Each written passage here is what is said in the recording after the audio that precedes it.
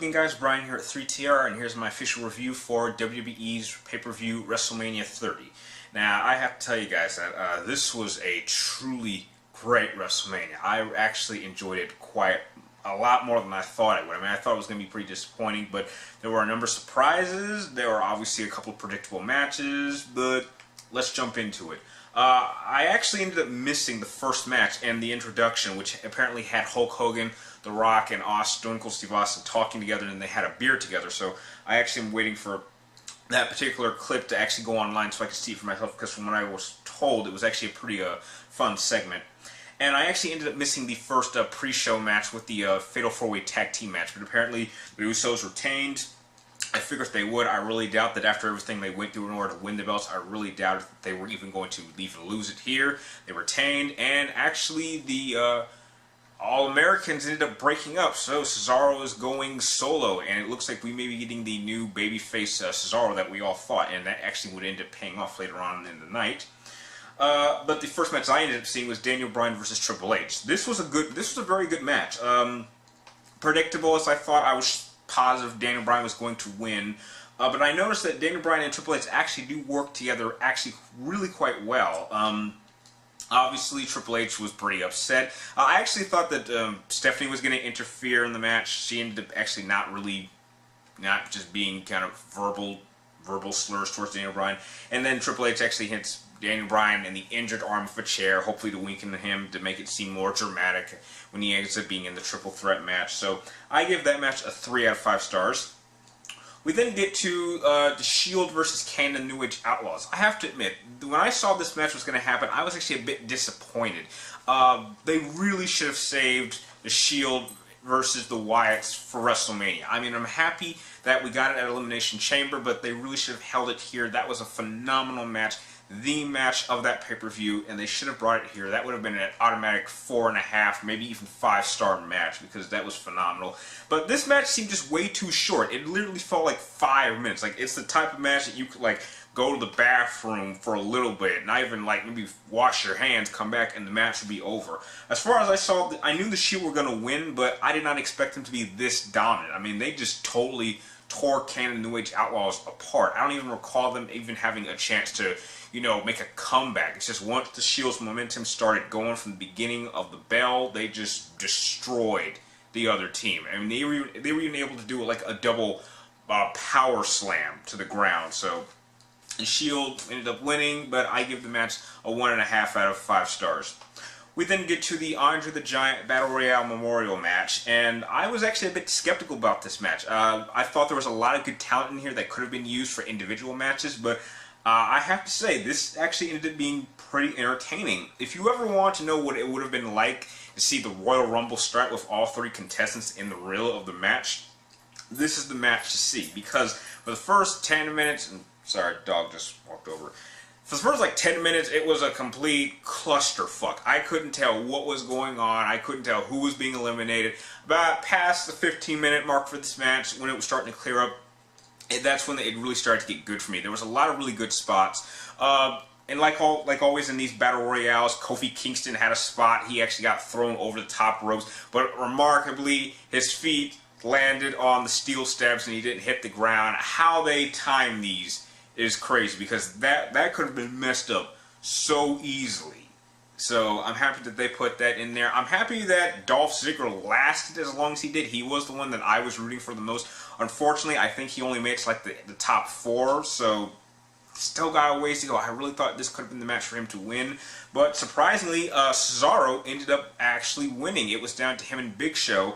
And, you know, I heard a lot of people give their predictions. They thought that Big Show was obviously going to be the one to win, because when you have a match dedicated to Andre the Giant, you obviously are going to think Big Show, because he's the closest competitor that we've had to Andre the Giant. But surprisingly, Cesaro actually was able to pick him up and throw him over the top ropes. And I have to be honest, when that happened, I instantly was thinking WrestleMania 3 when Hulk Hogan picked up Andre the Giant. So that was a satisfying ending. I'm happy Cesaro won. This is going to look good for him. This is going to give him a serious boost, a lot of credibility, and maybe someday soon we could actually see him get a legitimate shot at the title, because he's proven over the past few months that he can actually hold his own against the top elite guys. I mean, that's That's more than enough for me to see him have a chance for the belts. I give that match a 3.5 out of 5 stars. We then get the Cena versus Bray Wyatt match. I gotta be honest, this wasn't really anything special. Nothing happened in it that wouldn't surprise me. I was actually a bit surprised that Cena got the win. I really don't think he needs this win. I really think he should have at least let Wyatt over. I mean, Wyatt is so hot right now.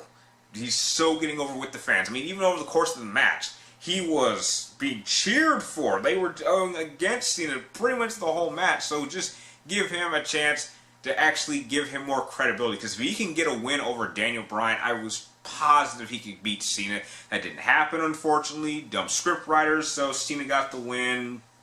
Typical. He actually ended up taking out the other 2 members of the Wyatt family, Super Cena, as we all know. But I give this match a 2.5 out of 5 stars. It's not a bad match, but it's not really a match that I'm going to be wanting to rewatch this WrestleMania 4. That brings us to the shocker of the night, The Undertaker versus Brock Lesnar for the streak. And Brock Lesnar actually won. The streak is dead. 21-1. A lot of people didn't expect that to happen. I certainly didn't. However, my prediction for this match actually was changing while the match was going on, because Undertaker looked really bad in this match. I mean, it wasn't even, and the match itself wasn't great.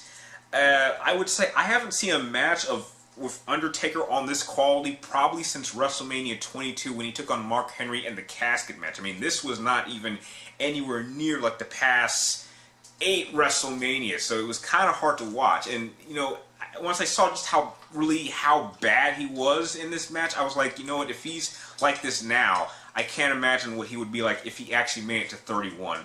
A lot of people were really upset that Brock Lesnar was the one to do it, and they really would have wished that a younger guy would do it, like an up-and-coming star, which, you know, I could easily respect. But if Lesnar was the one to win it, I have to believe that Undertaker behind the scenes had something to do with it, and he might have actually picked Brock Lesnar to be the one to break the streak. So if Lesnar broke it, I have to believe Undertaker wanted it to happen this way. Maybe he just wasn't up for doing this another year, but just because the streak's over doesn't mean the legend stops. The legend will live on forever. And I absolutely thank Undertaker and Lesnar for actually giving us a match like this. It wasn't great, but it's just the moment and the shock value that you see on the faces of everyone in the crowd. And I'm sure everyone who was watching this is just one of those moments that you'll never be able to repeat again. I really doubt we'll have a moment like this at WrestleMania for a very long time. But for the match itself, I would have to give it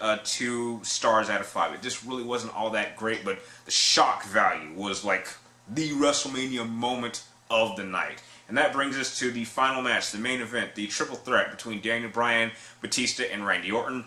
Obviously, Daniel Bryan won.